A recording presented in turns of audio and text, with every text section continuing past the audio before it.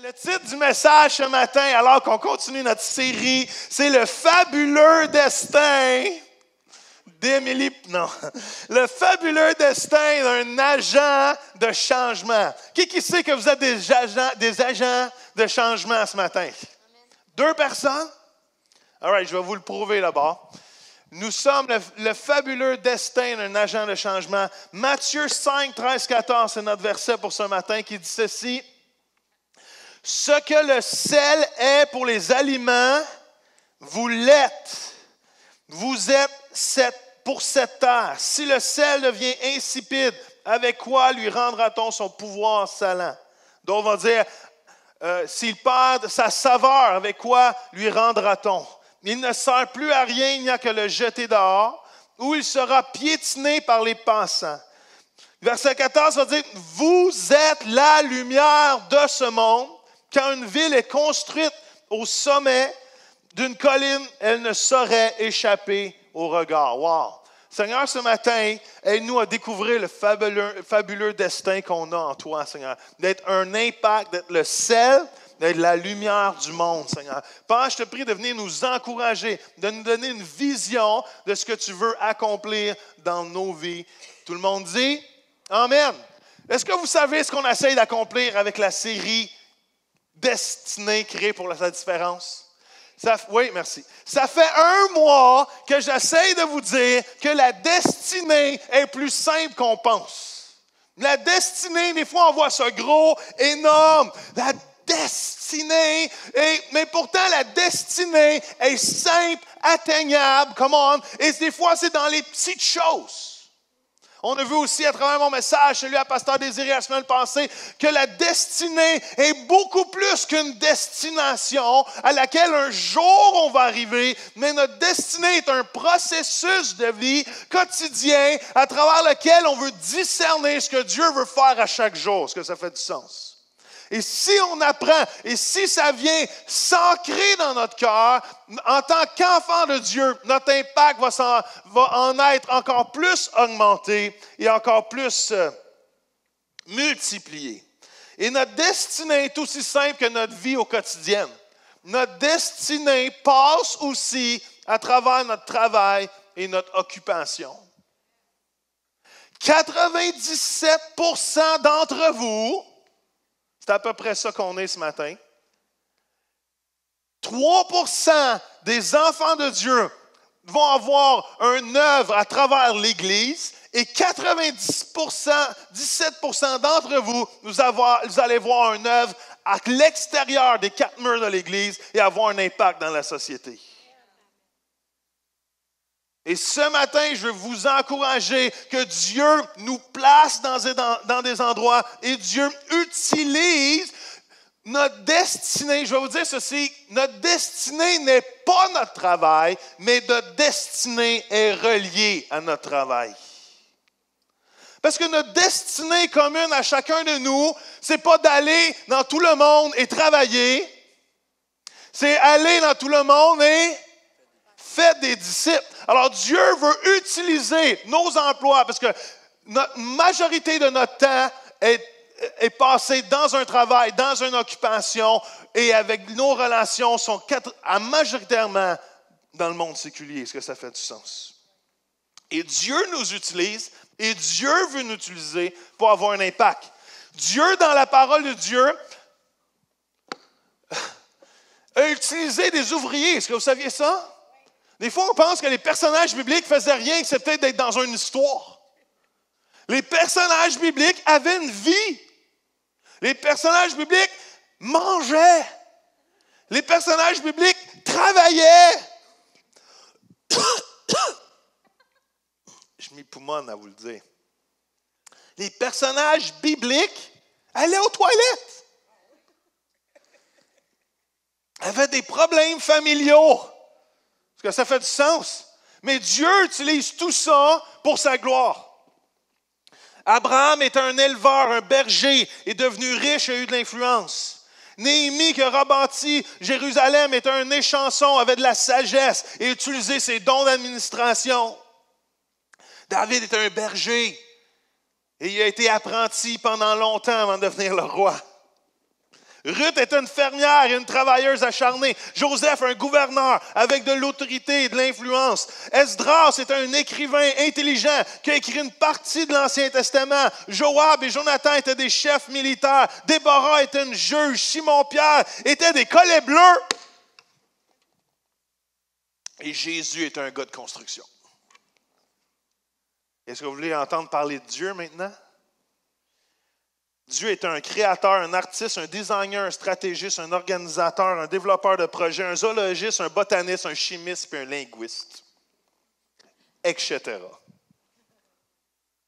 Dieu veut utiliser tous les endroits dans lesquels il nous a placés pour avoir une influence, que ça fait du sens. Voici le fabuleux destin d'un agent de changement. Notre destinée, c'est d'être des agents de changement, des agents de réconciliation que la parole de Dieu nous appelle et des agents de transformation. Qui dit amen à ça? Vous, le texte va dire, ce que le sel est pour la terre, vous l'êtes. Dites à votre voisin, vous êtes du sel. Dites à votre voisin, tu es une lumière. Amen. Il y en a qui sont contents d'entendre ça.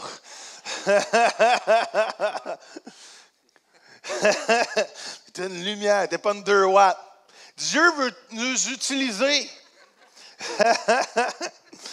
Dieu fait de nous, le sel est un agent de conservation, pas de conversation, mais anyway. Le sel est un agent de conservation. En tant que chrétien, Jésus va dire, vous êtes des agents de conservation. Les standards de la parole de Dieu, c'est à nous de les conserver. Est-ce que ça fait du sens? C'est à nous d'emmener les standards bibliques afin que la société garde son identité comme devant Dieu. C'est notre rôle en tant que chrétien. Si nous, on perd notre saveur, qu'est-ce qui va arriver? La parole de Dieu dit, la lumière, vous êtes la lumière du monde. Vous êtes, pas le voisin, pas les animaux. Vous êtes les enfants de Dieu, vous êtes la lumière. Je suis. Quand les ténèbres sont là, quand j'arrive quelque part, je suis la lumière du monde. Et si une lumière sur une montagne, il n'y a personne qui ne peut pas la voir. Et ce texte-là nous challenge au bout. Hey, je parle québécois matin. Ça nous challenge au bout. Je dis jamais ça dans un message. De réaliser que je suis la transformation de la société, le changement de la société. Je suis ça. Jésus est clair. Tu es la lumière du monde. Nous sommes appelés à emmener la lumière partout où qu'on pense. On est une influence. Partout que Jésus nous place, on doit être une influence. On doit briller pour lui. Pour être rapide ce matin, Jésus nous dit, allez dans le monde. Avez-vous remarqué la parole de Dieu? Même quand il prie à la fin dans Jean 17, il dit, je ne prie pas que tu les enlèves. Je prie que tu les soutiennes pendant qu'ils sont dans le monde.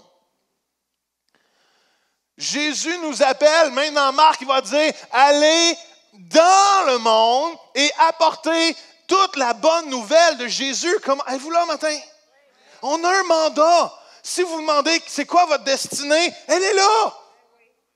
Elle n'est pas cachée, elle n'est pas trop subtile, elle est là. On est la lumière du monde. On est des agents de changement sur cette planète. On est dedans le monde. Mais souvent, on s'est fait enseigner de sortir du monde. On ne doit pas être comme le monde, mais on ne doit pas non plus sortir du monde. On doit rester dans le monde parce que le monde est affecté par qui nous sommes. Si on sort du monde, qui va l'influencer? Et j'ai mis ces deux images, je ne sais pas si c'est la prochaine slide, je crois que oui. L'Église n'est pas appelée à être un bateau de croisière, l'Église est appelée à être un porte-avions. J'ai jamais fait de croisière, mais je sais c'est quoi le but de la croisière. Essaye de remplir ton bateau le plus possible et donne-leur du fun. Divertis-les. Mais l'Église n'est pas un bateau de croisière. Le but de l'Église n'est pas de rentrer plus de monde et de vous divertir encore plus. Ça ne vaut pas la peine de laisser. All right? C'est pas le but d'aller faire. Ah non, oui. Je m'égare. Mais l'Église, c'est un porte-avions. L'Église est bâtie et faite pour vous relâcher dans votre mission. Qui dit amen à ça ce matin? Come on. Et trop souvent, et dans les années de ma jeunesse, on devait sortir du monde. Sors. Et là, on va faire des activités, le lundi, mardi, mercredi, jeudi, vendredi, samedi, dimanche, lundi, mardi. On a des réunions tous les soirs. Pourquoi? Parce qu'il faut sortir du monde. Parce que le monde est méchant. Si tu es dans le monde, tu vas être influencé. Non, on est Jésus. Je suis plus par vainqueur. Si Jésus a vaincu le monde, je suis aussi le vainqueur du monde. Come on. Et on a eu cette peur-là d'être envoyé dans le monde et se cacher dans l'Église et se faire des activités, des réunions, des parties.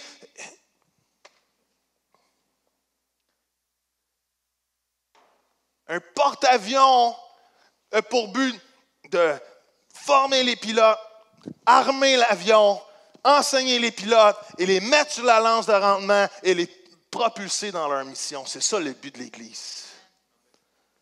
C'est ce que devrait être le but de toutes les églises. Et Dieu nous a placés dans des endroits spécifiques. Dieu vous a mis dans des endroits spécifiques. Peu importe vos occupations. On va dire, Joël, ce message ne s'applique pas à moi. Je ne vais pas au travail, je suis une maman à la maison. Come on! Ta destinée, c'était 1, 2, 3, 4, 12 papoutes, s'il faut. Mais ta destinée pour une saison de ta vie, c'est tes enfants.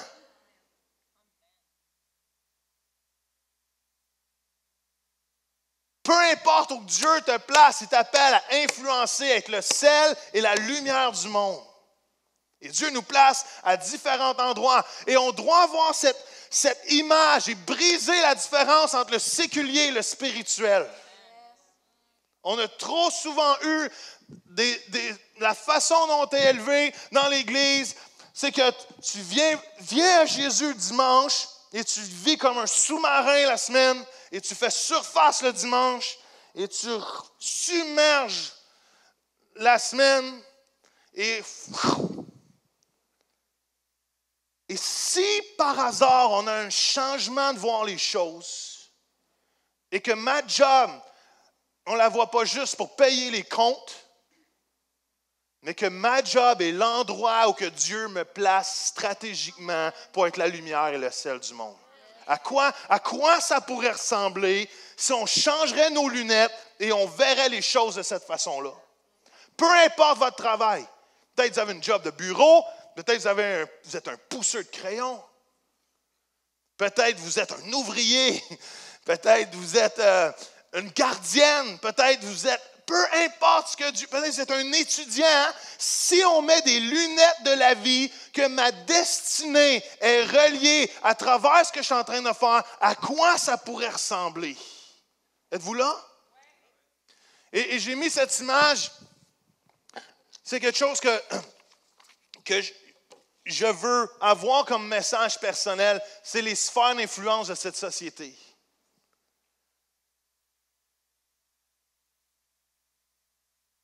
Imaginez-vous s'il y avait des chrétiens, et même on priait pour le gouvernement pour les prochaines élections, et j'espère que vous priez pour les prochaines élections. Pas pour un parti plus qu'un autre, on prie pour qu'il y ait des hommes de Dieu dans chaque parti qui influencent pour le royaume de Dieu. Je m'en fous si vous êtes vert, orange, bleu, rouge, jaune pâle. Est-ce que vous comprenez que le but, c'est de prier que des hommes et des femmes de Dieu se lèvent dans toutes les sphères d'influence, afin d'emmener les standards de la parole de Dieu et ramener notre nation à ne pas s'égarer et s'éloigner de Dieu, mais à rester une nation qui a des standards bibliques. Est-ce que ça fait du sens? Et trop longtemps, on a prêché « Oh, c'est la fin du monde! Oh, la foi du plus grand nombre va se refroidir! » Le plus grand nombre, c'est 50% plus 1. Il y a de la place pour plus. Moi, si je peux me rendre à 49,9 de chrétiens, on pourrait peut-être se... Non. Est-ce que vous suivez ce que Dieu veut faire? Et votre travail est spirituel. Allô? Dites-le avec moi. Mon travail est spirituel. Vous n'avez pas de job? OK? Mon occupation est spirituelle. Vous êtes bénévole? Vous êtes spirituel. Vous êtes un étudiant? OK? Dites-le avec moi. Mes études sont spirituelles. Je ne travaille pas ou je n'étudie pas pour avoir un job. Je regarde ce que Dieu veut faire à travers ma vie parce qu'il me place stratégiquement à des rendez-vous divins, à des postes divins, à des endroits spécifiques pour que je suis la lumière et la sel du monde. Et la sel, oui, on peut être la sel aussi, mais le sel du monde. Est-ce que vous me suivez? Je m'attendrais à un gros amen présentement. Et si l'Église au Québec peut saisir ce message-là, on va voir les ténèbres être repoussées et on va voir la saveur de notre société avoir un goût pas mal différent. Moi, je veux la saveur de ma société qui se sent comme Dieu, qui goûte les standards de Dieu. Imaginez-vous si Dieu nous place dans des endroits que j'appelle la sphère de la famille, qu'on peut être une influence et restaurer Christ comme la tête de la famille. Qui dit amen à ça? La sphère de l'éducation, il y en a, vous êtes dans la sphère de l'éducation, où que ça devrait refléter la vérité à propos de Dieu et à propos de l'humanité. Qui dit amen à ça? Amen pour le professeur. La sphère des médias, où qu'on puisse avoir l'agilité de partager la vérité, la bonne nouvelle à travers les médias. Come on! Qui est dans les médias? Ah ouais, je vais faire un sondage. Léger. Léger, moins léger, all right? Qui est dans la sphère de la famille? All right? Tout ce qui a à travers la famille, la garderie, petite enfance, vous êtes à la maison, juste lever de la main. All right? Rapidement. Merci, Jeanne-Yves. Je vois ta main, tu peux la baisser. All right. All right. Là, il faut que vous soyez rapide. Je suis dans un message. J'ai un temps. All right? Il faut vous mettre. All right? Essayez d'identifier tout de suite dans qu'est-ce que vous faites. All right? Alors, je recommence. Êtes-vous dans la famille? All right. Merci. Dans la sphère d'éducation. All right. Super. On a plein de monde. Come on. All right. Dans la sphère des médias. Qui travaille dans la sphère des médias? All right. Imaginez-vous les arts et le divertissement. Qui travaille dans les arts? La musique, c'est de l'art. All right. All right, 3 personnes. Amen. C'est la rangée d'en avant. Imaginez-vous si les arts et les divertissements pourraient refléter la gloire de Dieu. La sphère du gouvernement. Y a-t-il du monde dans le gouvernement? Wow! Ah oui? C'est-tu toi qui fais mes impôts? On ne dira pas ton travail. Non. Qui est dans le gouvernement? Ou toutes les choses rattachées au gouvernement gouvernemental. Oui, il y en a une personne. On t'aime. Qui d'autre? C'est dans la santé que ça s'en vient. Right. Mais c'est gouvernemental. All right, la sphère de la religion. Y a-t-il des prêtres ici dans la salle? Imaginez-vous si... parce que Jésus n'est pas venu pour une religion. Vous êtes d'accord avec ça? Imaginez-vous si on pourrait avoir un impact dans les autres religions et que des bouddhistes et des musulmans viennent à la gloire de Jésus. Comment? Je lis des articles présentement au Pakistan, c'est une des églises qui grandit le plus vite. C'est underground. La majorité, c'est des femmes qui donnent leur vie à Jésus. Et Dieu est en train de faire une œuvre extraordinaire. Come on! Il faut s'exciter à ces choses-là. Les affaires, qui est dans le monde des affaires? Vous avez une compagnie, vous travaillez n'importe où dans une job que je n'ai pas nommé, vous êtes là-dedans, right? Qui est dans la santé? Qui est dans le monde de la santé? All right, super. Come on! Est-ce qu'on peut les applaudir? On est tous quelque part. Qui est retraité et qui a du temps à donner à Jésus? Alléluia. que ce soit ici ou en Floride. Hallelujah, praise the Lord. Come on. Est-ce que vous réalisez que Dieu nous place divinement et il faut enseigner nos jeunes, alors qu'ils grandissent, de grandir avec cette perspective. Amen. De grandir avec l'idée où Dieu veut te placer pour être la sel et la lumière du monde. Est-ce que vous me suivez? Nous sommes des agents de changement. On doit avoir un réveil du lundi au vendredi, pas juste le dimanche. J'avance rapidement parce que je veux vous emmener mon invité spécial. Philippiens 2, 12 à 16 dit ceci. Et je vais le lire avec vous. Vous pouvez le lire sur l'image. Ça dit, « Vous de même, mes frères, soyez obéissants. Vous l'avez toujours été lorsque j'étais parmi vous. » C'est bien. « Mais maintenant que je suis au loin, continuez à suivre mes instructions. » Écoutez bien ceci. « Menez à bonne fin dans le saint respect de Dieu le salut qui vous a été donné et traduisez-le en actes. » Wow! Est-ce que vous venez de comprendre ce qu'on est en train de lire? Je vais vous l'expliquer. On est en train de dire, hey, quand j'étais avec vous, là, ça allait bien les affaires. Vous suiviez comme il faut. Vous obéissiez pendant. Tu sais, quand le prof est dans la classe, tout le monde est tranquille. De moins en moins. Mais anyway, dans mon temps, quand le prof était dans la classe, il y avait des règles. Et des règles, quand je dis des règles, des vraies règles. Et on était tranquille. Sinon, tu avais des démérites, tu avais des punitions. OK? Il dit, Paul, pendant que je suis là, ça va bien, mais maintenant que vous êtes au loin, ou que je suis au loin, continuez d'être digne de l'appel et du salut en dedans de vous. Et le salut que je vous ai donné, pas Paul, mais que Dieu a donné, traduisez-le en actes. Come on. Ce que Paul est en train de dire, c'est que tu n'as pas été juste sauvé de quelque chose, tu as été sauvé pour quelque chose. On va laisser ça rentrer 2 secondes. Souvent, on pense que le salut, c'est d'être sorti du monde. Le salut, c'est pas aller en enfer. Le salut me sortit de quelque chose. Le salut de Jésus, c'est pas seulement de me sortir de quelque chose, c'est me sauver pour quelque chose. Come on. Êtes-vous là matin? Même Paul, dans sa vie, il l'a expérimenté. Paul, avant d'être Paul, était qui? Saul de Tarse, celui qui tuait les chrétiens, celui qui tuait l'Église. Et sur le chemin d'Anamas, Jésus l'a sauvé, pas juste pour le sortir de là, mais l'emmener à être Paul, celui qui va être un des plus grands apôtres. Come on! Êtes-vous là matin? On n'est pas juste sauvé de, on est sauvé pour. Mais c'est pour ça que la majorité des chrétiens s'endorment. Je vais être plus positif que ça. Là. C'est pour ça que des chrétiens s'endorment spirituellement parce qu'ils pensent qu'ils sont sauvés de quelque chose et ils sont dans la salle d'attente jusqu'à temps que Jésus revienne. On n'est pas sauvé seulement de quelque chose, on est sauvé pour quelque chose. Pour accomplir notre destinée, pour accomplir l'évangile du salut, pour emmener le royaume de Dieu. On est sauvé pour accomplir quelque chose. Les vies que Jésus touchait étaient transformées. Les disciples étaient transformés pour faire quelque chose. Amen. Et le texte continue en disant, de lui, Dieu, 13, vous n'êtes quoi? Vous n'êtes pas seul. Qui est content de savoir que vous n'êtes pas seul le matin? Dieu est avec vous autres. Et ça dit, Dieu lui-même œuvre en vous. Come on.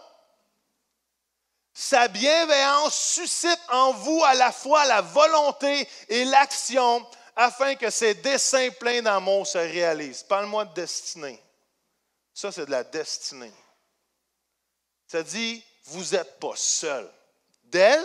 En prison, même si parfois tu te sens seul, tu n'es pas seul. Jean-Yves, quand tu peintures, même si des fois tu te sens seul, tu n'es pas seul.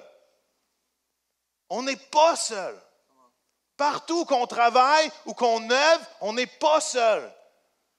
Dieu est avec nous. Ça dit que Dieu même dans sa bienveillance, dans sa bonté, dans son amour, dans ses projets. La bienveillance, c'est de voir à toutes choses, dans son désir de voir à toutes choses. Il suscite en nous des actions afin que sa destinée s'accomplisse dans son amour. Qu'est-ce qu'on veut plus que ça? Dieu a une œuvre extraordinaire. Et ça dit, ça c'est le bout du bout, faites tout sans murmure ni plainte. Et ça, c'est que au travail, faites tout sans murmure ni plainte. Qui dit ne soyez pas de perpétuels mécontents ou hésitants. Mettez-vous en garde contre un esprit de contestation et de doute. Alors personne ne saura vous trouver en faute. Vous pourrez vous présenter en homme irréprochable, net de toute fausseté, hommes et femmes, en authentique enfant de Dieu, au sein d'une humanité dégénérée et corrompue. En cette époque perverse et dépravée, rien de trop bon, vous brillez, quoi? Vous brillez, vous êtes la lumière comme des foyers de lumière au milieu d'un monde enténébré. Vous êtes porteur de la parole de vie, présentez-la au monde. Come on! Come on! Et ce texte-là est à propos de l'attitude. C'est à propos du caractère. Est-ce qu'il y en a que le caractère est travaillé au travail? Est-ce qu'il y en a qui y a du papier sablé à leur travail? Et on parle de personne. Jean-Yves travaille tout seul. Si Jean-Yves rentre à la maison frustré de son employé, il y a juste lui à viser, all right? Parce que il est son boss et son serviteur en même temps. Je veux juste vous lancer quelque chose, puis après je vais inviter mon invité. J'ai beaucoup de travail, invité. Je veux juste vous lancer que votre caractère est un outil dans les mains de Dieu pour l'influence, pour le royaume de Dieu. Notre attitude dans le monde, notre attitude dans le monde est une clé pour avoir un impact afin que personne ait à nous reprocher de la façon dont on se conduit, sachant que nous sommes des foyers, un faisceau? Hein? Un faisceau? Je fille suffise, nous fisons. Un faisceau, merci. Un faisceau? Ah, Boswell. Un foyer de lumière. Oui, on va. Joël, extrapole pas le texte biblique. Reste proche. Un foyer de lumière. Partout où nous sommes, même moi à l'église, je suis un faisceau de lumière pour tous ceux qui sont là. Faisceau, foyer. Essaye pas des choses, tu n'es pas capable. Jeff à McGill, il est un foyer de lumière. Une personne âgée dans un foyer pour personne âgée est un foyer de lumière.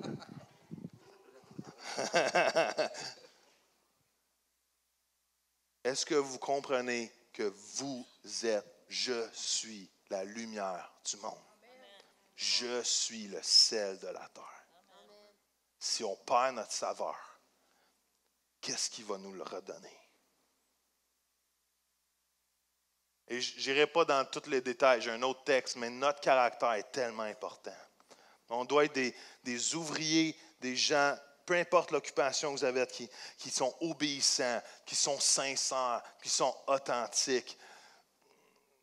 Même il y a un texte qui va dire, faites tout comme pour le Seigneur. Savez-vous c'est qui votre boss? Savez-vous c'est qui votre boss? C'est pas Georgette, c'est pas André, c'est pas Robert, c'est pas Geneviève. Votre boss, c'est Jésus. Ça dit que même c'est lui qui va nous rémunérer. Qui sait que la plus belle rémunération, c'est la vie éternelle?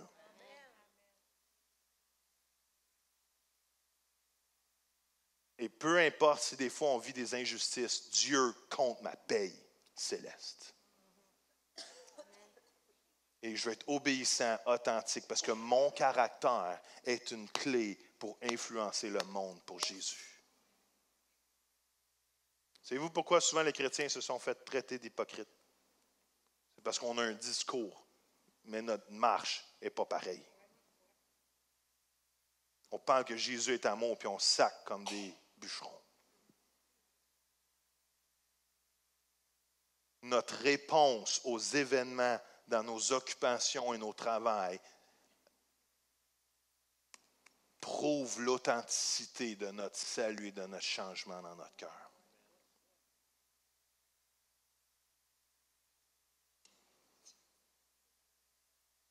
Amen. L'Église, je vais finir avec ça, l'Église, ce n'est pas un bateau de croisière. L'Église, c'est une station-service où on vient se donner du gaz pour repartir sur le rampe de lancement du porte-avions et marcher dans nos missions personnelles. Est-ce que vous me suivez? Sinon, la vie chrétienne devient une activité du dimanche matin. Est-ce que vous avez vraiment besoin d'une activité de plus dans votre vie? Si on apprend à avoir des lunettes qu'au travail, c'est pas juste ma paye, c'est pas juste quelque chose à endurer jusqu'au vendredi soir pour écouter Netflix. Si on comprend qu'on a été stratégiquement placé, puis peut-être, je vais être franc avec vous, peut-être vous vous sentez mal placé présentement. Savez-vous quoi? Dieu peut vous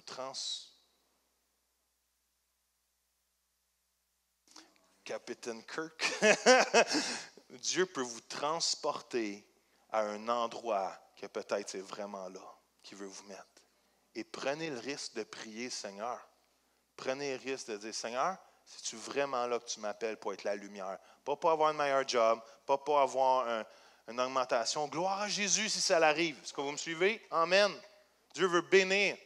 Et Dieu nous bénit à travers nos emplois. Mais est-ce que Dieu a peut-être une destinée, pas votre job, mais reliée à votre job, pour que vous soyez la lumière et le sel du monde? Amen? All right. Il y a une personne que j'apprécie vraiment beaucoup dans cette église. Juste une. Le reste, non, je vous apprécie tous énormément. Mais j'ai une personne que ça fait longtemps que je prie pour. Parce qu'elle avait... Non. Et, oui, je suis plein de jokes aujourd'hui. Mais, tu sais, anyway. Je me comprends intérieurement. Et cette dame-là est une chef de police, officier, commandant, chef de police dans la police de Montréal. Et depuis que je la connais, j'ai dit cette personne-là, j'ai dit toi, je veux prier pour toi parce que je sens que ta job, c'est pas juste ta job, c'est un endroit où Dieu t'a stratégiquement, et là vous essayez tout de deviner c'est qui ou c'est pas qui, ou que Dieu vous a placé, ou que Dieu t'a placé stratégiquement pour emmener le royaume de Dieu. Alors moi, je suis un de ses, je crois, ose croire, un de ses meilleurs intercesseurs, elle le sait parce que j'ai dit souvent, et que Dieu fasse quelque chose de merveilleux, parce que je crois que Dieu, on doit prier que Dieu nous place dans des endroits d'influence. Peu importe le niveau, on doit prier que Dieu nous place dans des endroits d'influence pour emmener le royaume de Dieu et affecter. On veut être des Joseph qui ont l'oreille de Pharaon pour emmener la guérison dans le pays. Est-ce que ça fait du sens? Si je ne suis pas pour être le Pharaon, je vais être un Daniel qui a l'oreille de Nebuchadnezzar et qui amène le changement dans le pays au complet. Qui interprète les rêves, qui interprète les choses que les gens, les choses que les gens vivent. Amen. Alors, je vais inviter Geneviève Paquette de venir me rejoindre. Et j'ai donné un petit temps pour nous partager. Dans le fond, ma question que j'avais tu peux approcher. Viens-t'en, Geneviève. Viens-t'en au milieu. Viens-t'en à l'onction. Le foyer est ici. Ouais. Et Ma question était à Geneviève, et elle va répondre comme qu'elle veut, mais ma question était, comment tu vis ta destinée à travers ton travail? Hein? Puis je te laisse la place. Bonjour tout le monde. Ça fonctionne-tu? Ça devrait fonctionner. Ça marche? Allô, allô? Oui, ça marche. Juste montre-le un peu plus fort, s'il te plaît. Je veux premièrement remercier Joël de me donner cette opportunité-là de pouvoir vous partager ce matin ce que je vis dans mon travail. Je vous dirais, vous avez devant vous une femme de 5 pieds 2 qui, depuis l'âge de 4 ans, rêvait de devenir policière. Mon entourage me disait, voyons donc, toi, policière, t'es bien trop petite, t'es pas assez forte, t'es une femme, voyons donc. Puis c'est là que j'ai eu un choix à faire. Est-ce que j'étais pour écouter la voix de mon entourage, la voix des gens autour de moi, ou si j'étais pour écouter cette voix-là de mon cœur qui avait ce rêve-là de devenir policière? Puis à ce moment-là, j'ai décidé d'écouter mon cœur, puis d'utiliser toute cette résistance-là pour me propulser de l'avant, à leur montrer, moi je vais leur montrer que je suis capable, puis quand on croit, on peut.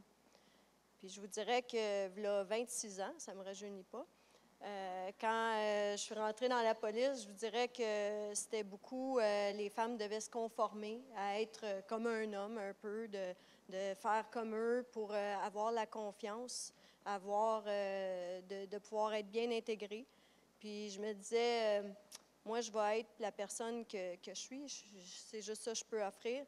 Puis j'ai réalisé à quel point il y a vraiment une puissance dans la complémentarité au lieu du conformiste. Puis peut-être que ça vous parle à différents niveaux. Peut-être que vous sentez une pression des fois dans le milieu où vous êtes de vous conformer à ce que les gens peuvent s'attendre de vous, à ce que le milieu s'attend de vous, le contexte de travail ou ces choses-là. Mais je vous dirais que d'exprimer qui on est vraiment, c'est là qu'on peut, comme je disais, laisser paraître notre saveur à un monde qui a besoin de voir des fois la différence, puis qu'on n'est pas nécessairement toujours comme les gens pensent, mais que Dieu utilise ça. Je vous dirais, après ça, j'ai fait mon chemin. Ça m'a conduit à travailler avec un partenaire que malheureusement, son partenaire s'était suicidé. Puis Dieu est bon parce que de cette mort-là a rené la vie, parce que c'est ce policier-là qui était chrétien qui m'a conduit à connaître Dieu et à l'accepter comme mon sauveur personnel. Fait que ça a fait en sorte que j'ai comme compris c'était quoi à partir de ce moment-là, en donnant ma vie à Dieu, c'était quoi mon identité, c'était quoi mon autorité. Tu sais, je suis une personne que j'avais une identité, une autorité au travail, mais le Seigneur, il a vraiment fait un œuvre où il a pris la vision mono, je peux mettre ça comme ça, la vision mono que moi je peux avoir de ma perspective, puis le transformer en vision 3D, où là j'ai compris la révélation de c'est quoi d'être conduite dans mon esprit, mon âme et mon corps quand on est aligné et conduit par le Père, le Fils puis le Saint-Esprit. Puis ça change tout. C'est vraiment une aventure incroyable où il me conduit dans des endroits où là, c'est de voir bien, où tu me places, qu'est-ce que tu as pour moi d'accomplir, c'est qui les personnes que tu désires que j'aie un impact, que j'aie une influence, que je puisse faire la différence, être un influenceur. Puis je vous dirais que c'est venu à ce moment-là, sur mon chemin, de prier la prière de Jabez. On retrouve ça dans 1 Chronique 4:10, qui dit, c'est un homme pieux qui demande à Dieu de le bénir, que sa faveur l'accompagne, qu'il puisse élargir son territoire, puis sa sphère d'influence, puis qu'il puisse le protéger aussi du mal. Puis je vous dirais que je suis émerveillée de voir à quel point que Dieu est fidèle, puis il a répondu à cette prière-là, qui a fait en sorte que à chaque affectation que j'ai eue, il a été fidèle, puis il a élargi ma sphère d'autorité, il a élargi ma sphère d'influence, où j'ai gravi les échelons jusqu'à devenir un gestionnaire en charge des quartiers de l'île de Montréal, les quartiers quand même assez éprouvés, que ce soit au centre-ville, le village gay. Puis à chaque quartier, j'allais là, puis je le réclamais. J'étais intentionnelle je le suis encore, à utiliser mon autorité, puis dans la chair, mais aussi dans l'esprit, dans l'identité, comme ambassadrice du royaume, pour aller dans ces endroits-là, puis avec intention, couvrir les gens, couvrir le territoire. Puis c'est comme vraiment excitant de voir la main de Dieu agir à travers soi.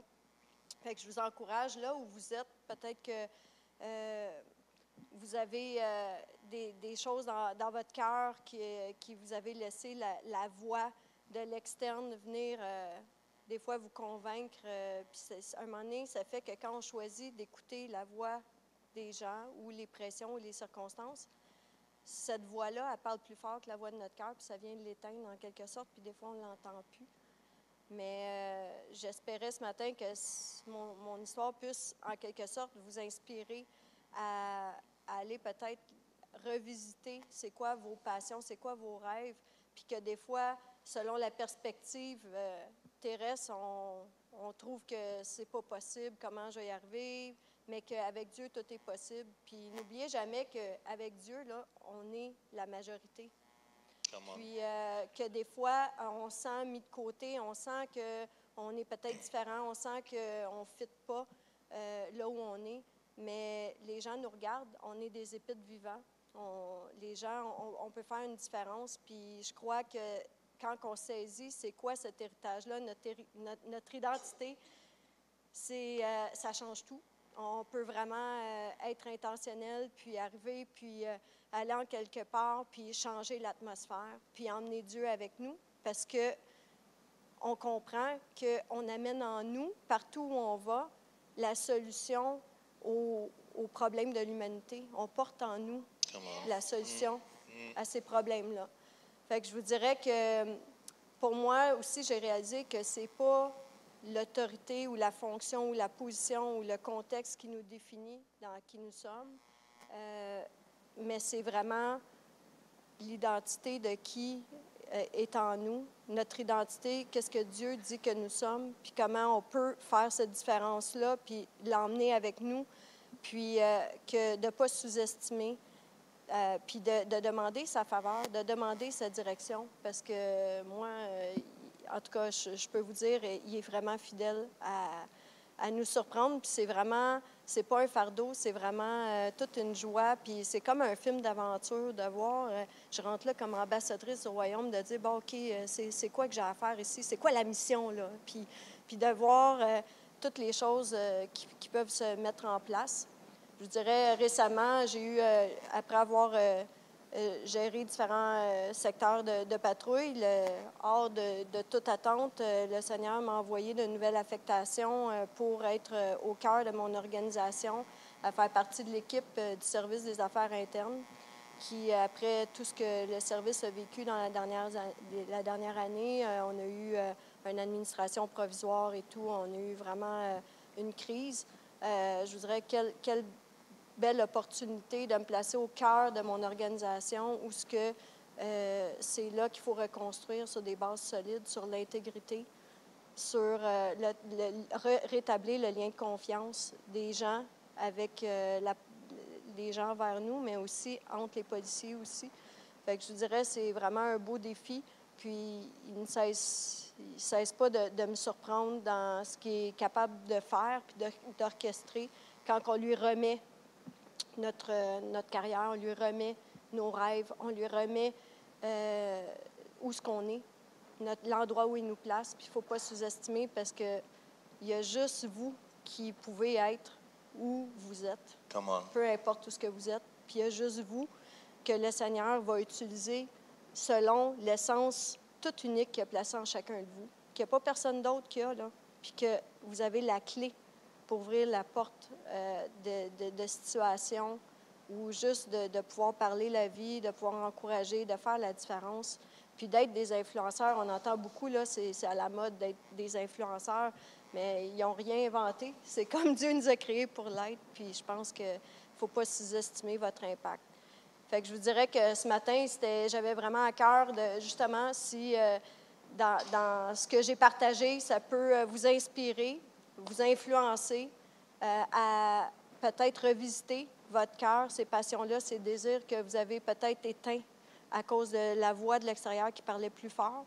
peut-être aussi, c'est au niveau de trouver votre saveur, d'être le seul que des fois, vous avez senti que vous deviez vous conformer aux attentes de l'extérieur ou aux pressions ou aux gens, puis que peut-être que il y a un aspect de vous que vous savez que vous avez en vous d'exprimer, puis d'être différent, puis que Dieu puisse vraiment toucher les gens à travers vous, mais qu'il puisse vraiment rallumer cette vision-là, cette flamme-là. On parlait de feu, de foyer. Alors, que le Saint-Esprit puisse vraiment souffler sur les braises de ce qui vous habite pour vraiment vous relever la tête, vous donner cette vision-là, puis vous propulser vraiment dans toute son intentionnalité envers vous quand il vous a créé. Il ne fait pas d'erreur, il y avait un plan parfait, puis il y a une destinée pour chacun de nous dans notre sphère d'influence, puis dans notre profession. Puis je vous dirais que de juste être intentionnel à consacrer cette sphère professionnelle-là à Dieu, il fait des merveilles, il fait des miracles, puis c'est tellement une joie puis une aventure de pouvoir juste être avec lui dans ce milieu-là. Man, come on. Reste avec moi. Je veux qu'elle reste avec moi parce que c'est elle qui va prier pour vous autres. Ça, je disais à Geneviève, c'est une chose que ce message-là sorte de ma bouche, mais moi, je suis dans les 4 murs de l'Église. Ma sphère d'influence, c'est l'Église. Mais 97% d'entre vous, votre sphère est ailleurs. Et d'avoir des gens qui, je sais qu'à chaque fois que Jen avait une nouvelle affectation, des fois, elle venait me voir, elle me dit « Joël, prie pour moi parce qu'il faut que je sache où Dieu veut me placer. » Et elle ne l'a pas dit, mais il me semble ce que tu m'as dit la semaine passée, c'est quand ils sont allés te voir pour prendre le nouveau poste. Ils ont dit, on a besoin de quelqu'un comme toi qui est intègre. C'est quoi ça? C'est du caractère. Et si on laisse, Anna dit, c'est notre track record. Si on laisse un caractère de track record qui glorifie Jésus, Dieu va nous positionner des endroits d'influence. All right. Mon appel est simple, mais j'aimerais ça que vous sortiez de vos bancs quand même, juste parce que vous avez besoin de faire de l'exercice. C'est un appel large, mais je vais laisser Jen, parce que je sais qu'elle porte une autorité pour ça, prier, puis c'est un intercesseur, fait que je vais la laisser porter ça. Je n'ai pas encore dit rien, mais c'est correct. Vous pouvez vous lever debout. Mais comprenez le but, ce que moi et Jen, on essaie de faire ce matin. C'est de juste faire un switch, pas juste pour Oasis, mais pour la province au complet. Qu'on n'est pas hors, mais on est dedans.